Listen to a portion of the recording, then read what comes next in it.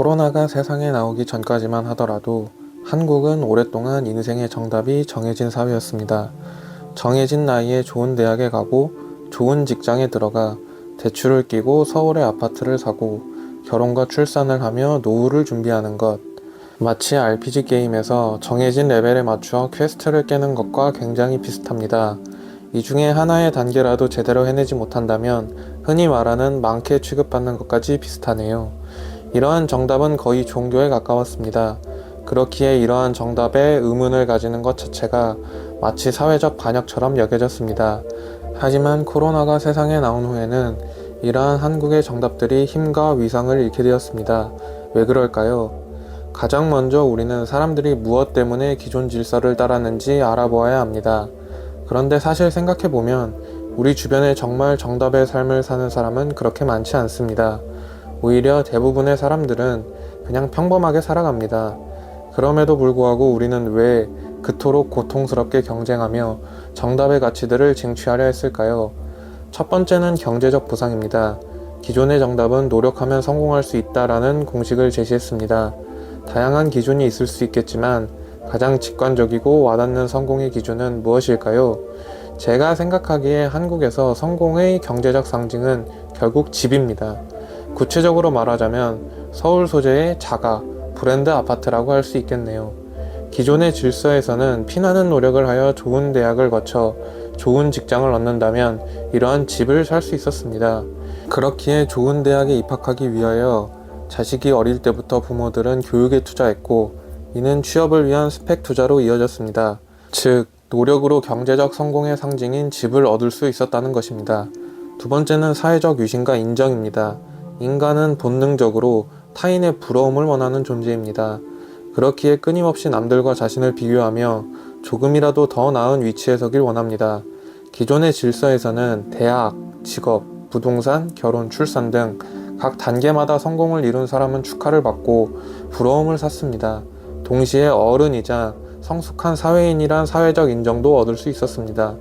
그렇기에 이러한 사회의 인정을 얻기 위해서라도 모두가 고통스러운 길을 걸어야 했습니다. 이러한 성공을 가족 단위로 보자면 이는 나의 성취일 뿐만 아니라 동시에 부모의 성취가 되기도 합니다. 더 나아가 사회 단위로 보자면 사회적 관계를 위해서라도 가족의 눈치, 타인의 눈치, 사회의 눈치를 안 보기가 어렵습니다. 왜냐하면 한국은 꽤나 작은 나라이면서 남의 시선을 피하기 어려운 사회이기 때문입니다. 설령 스스로 정답의 가치들이 필요 없다고 느꼈을지라도 기존의 질서에서는 부모와의 관계, 사회적 압력에 의해 자의반, 타의반으로 기존의 가치들을 성취한 사람들도 적지 않을 것입니다. 그렇다면 이제 본론으로 들어가 볼까요? 이렇게 진리와 같던 기존의 질서는 왜 코로나 이후 무너지게 됐을까요? 무엇보다 가장 큰 이유는 자산 가격의 상승입니다. 코로나가 터지자 전 세계 정부들은 제로금리 수준으로 돈을 풀기 시작하였습니다.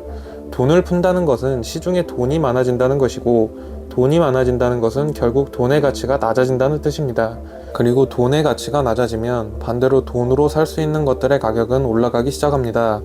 여기서 말하는 모든 것에는 우리가 일상적으로 먹고 쓰는 모든 것의 가격인 물가는 물론 주식과 부동산과 같은 자산시장을 포함합니다.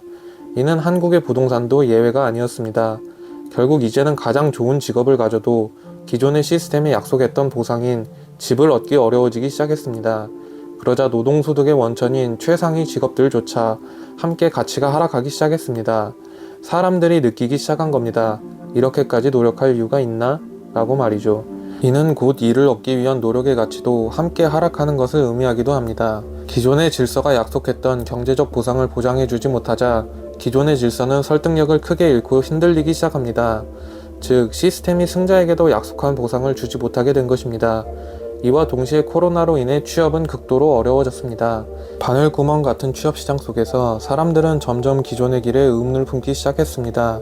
아무리 노력해도 가능성이 희박해 보였기 때문입니다. 결국 사람들은 자의반 타의반으로 기존의 길에서 벗어나 생존 방법을 찾기 시작합니다. 그리고 그 과정에서 사람들은 육체노동, 유튜버, 창업과 같은 기존과는 다른 기회들을 발견하게 됩니다.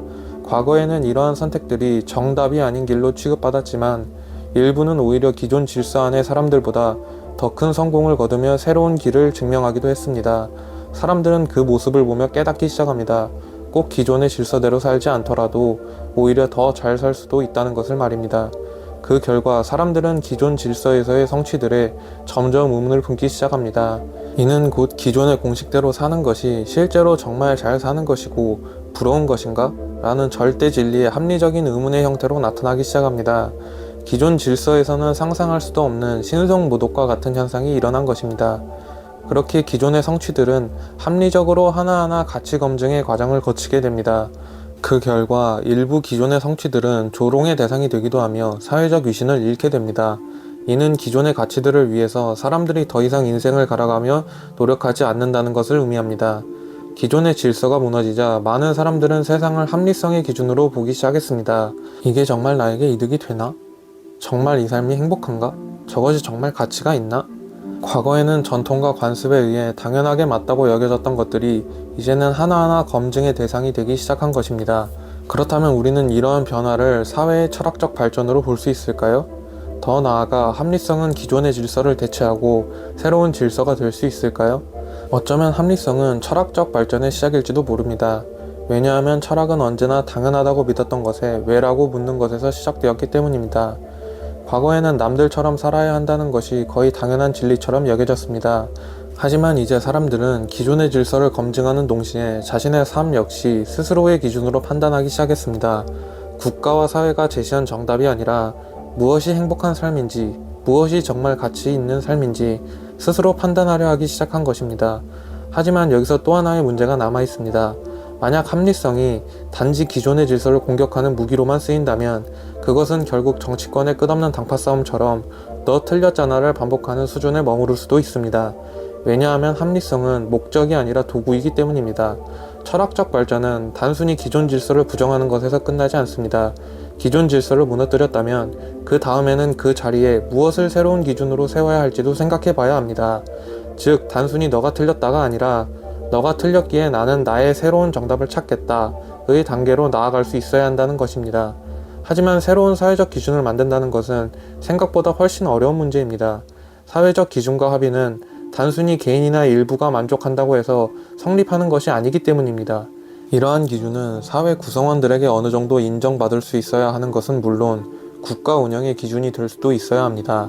단적으로는 경제적 성장과 분배의 문제부터 넓게는 사회에서 벌어지는 수많은 상황 속에서도 기준으로 작동할 수 있어야 합니다. 즉, 기존의 질서를 부정하는 것과 그것을 대체할 새로운 질서를 만드는 것은 전혀 다른 차원의 문제라는 것입니다. 그렇기에 지금의 한국 사회는 어쩌면 중요한 철학적 과도기에 있는지도 모릅니다. 기존의 질서는 무너져가지만 그 자리를 새로운 기준이 대체할 수 있을지는 확실치 않습니다. 더 나아가 어쩌면 우리는 그 공백을 무엇으로 채워야 하는지 아직 답을 찾지 못한 상태일지도 모릅니다.